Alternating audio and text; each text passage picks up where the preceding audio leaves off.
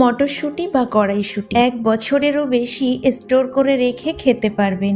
একটুও রং ও স্বাদ বদলাবে না। খুব সহজ পদ্ধতি। সেই পদ্ধতিটা আজ আপনাদের সাথে শেয়ার করব। চলুন তাহলে ভিডিওটি শুরু করা যাক। প্রথমে আমি এখানে 3 কেজি মটরশুঁটি নিয়েছি। মটরশুঁটিগুলো আমি ছাড়িয়ে নেব।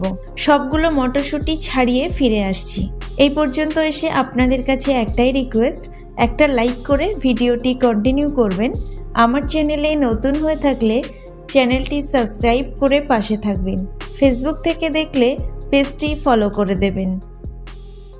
মটরশুঁটিগুলো সব ছাড়িয়ে নিয়েছি। এবার একটা কড়াইয়ে জল নিয়ে নিচ্ছি। জলটা একটু বেশি পরিমাণ নিতে হবে। দিয়ে দিচ্ছি 1 টেবিল চামচ লবণ, 1 টেবিল চামচ চিনি দিয়ে জলের সাথে ভালো করে মিশিয়ে নেব।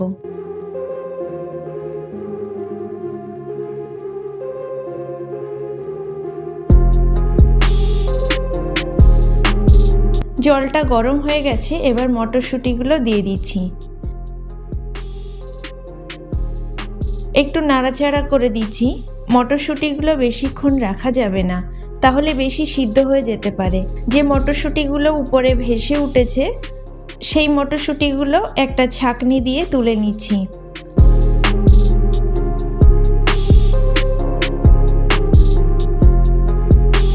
আপনারা দেখেই বুঝতে পারছেন কিভাবে মটরশুঁটিগুলো উপরে ভেসে উঠছে। যে মটরশুঁটিগুলো উপরে ভেসে উঠছে এইগুলো তুলে নিতে হবে, না হলে বেশি সিদ্ধ হয়ে যেতে পারে। সব মটরশুঁটিগুলো জল ঝরিয়ে নেব। একটা বাটিতে দিয়ে দিচ্ছি বরফ, দিয়ে মটরশুঁটিগুলো ঢেলে দিচ্ছি।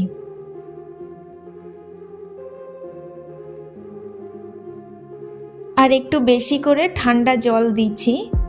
2 থেকে 3 মিনিট পর মটরশুঁটিগুলো পুরোপুরি ঠান্ডা হয়ে গেছে। একটা ছাঁকনি দিয়ে জল ঝরিয়ে তুলে নিচ্ছি।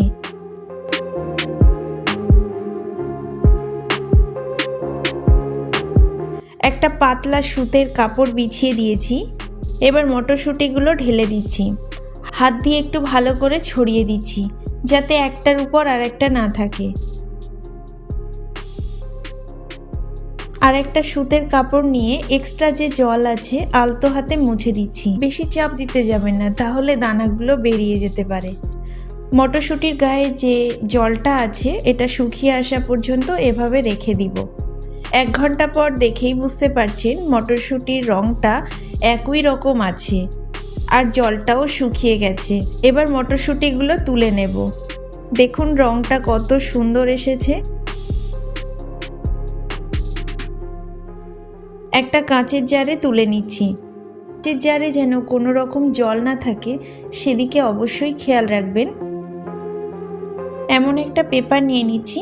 এমন পেপার সবার বাড়িতেই থাকে, বা জিপলক ব্যাগে রাখতে পারেন।